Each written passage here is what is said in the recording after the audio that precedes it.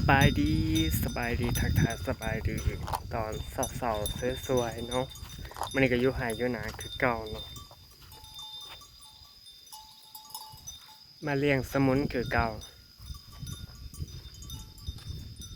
กิ้งกองกิ้งกอง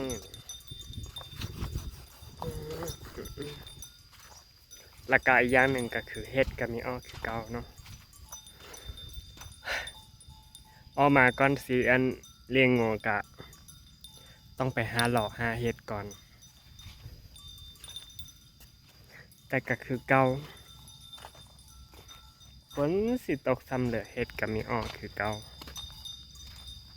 แต่มันเป็นเปิดกระดักกระเดาจอบอยู่ซุมือหลายอาทิตย์ละสิเป็นเดินนะนี่กันยังมีอ้อเฮือกกินคือเก่า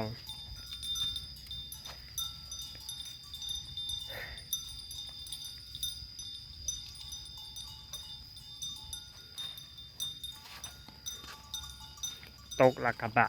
ตกหญ้านี่มันสิตายอยู่เลย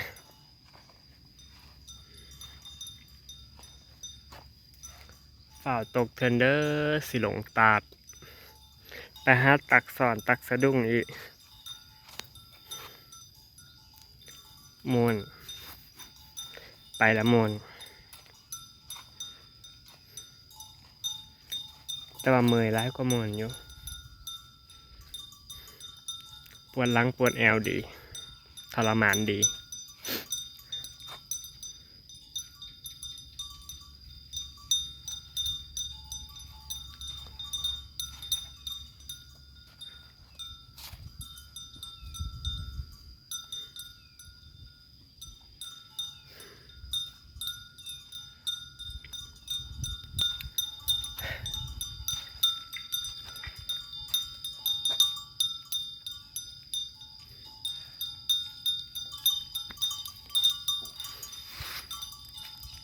เออโอ้ยหนีบคออ่อนอ่อน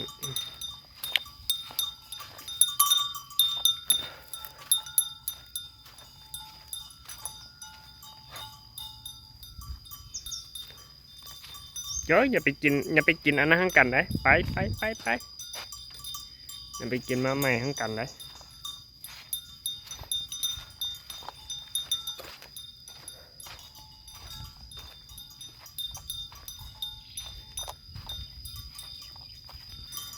อ๋อตะกี้คือว่าตายมาแล้วได้เขื่อมาโดเดมาโดเดหรือว่าภาษาไทยก็ห้องบวบหนู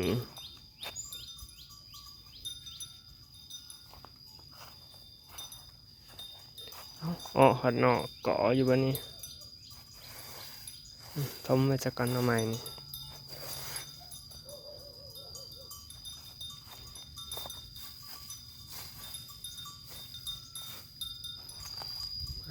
จ้ะวันนี้พากันไปไวไล่ไม่อีโหโจกนี่แหละผามูอย่างดงนี่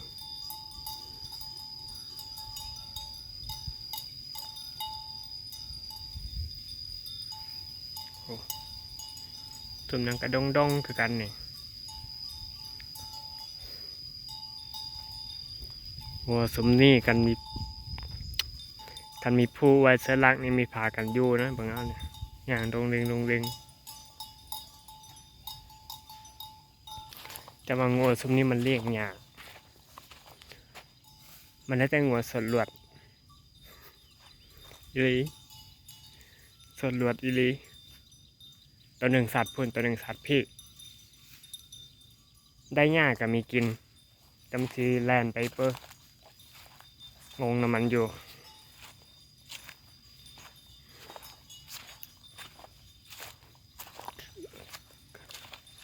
กินยากก็คือแลนแข่งกันนี่แหละ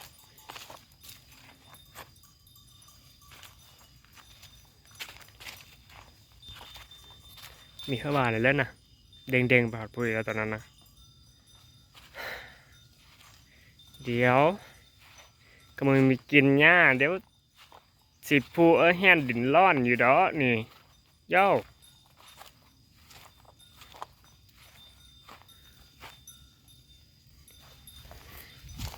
สู้สิไปเสือสู้สิไปเสือจักสู้สิพากันกินเปิ้ลบ่ฮึย่างดงโย่จันร้อนบ่น้าโย่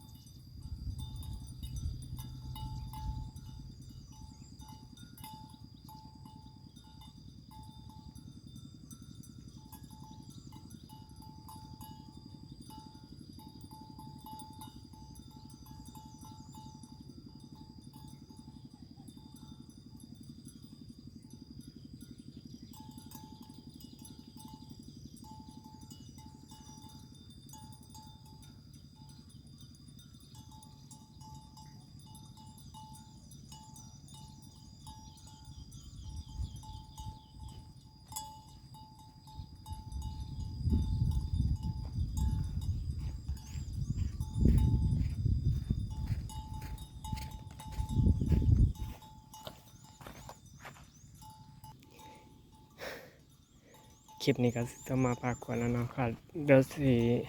ขอตัวไปหาเลี้ยงงัวต่อเนาะอำลาพาจากไปพร้อมกับต้นตาลคู่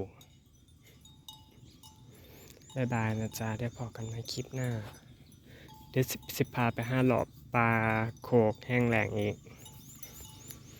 จักหน่อยได้เลี้ยงงูก่อนจ้ะบ๊ายบายจ้า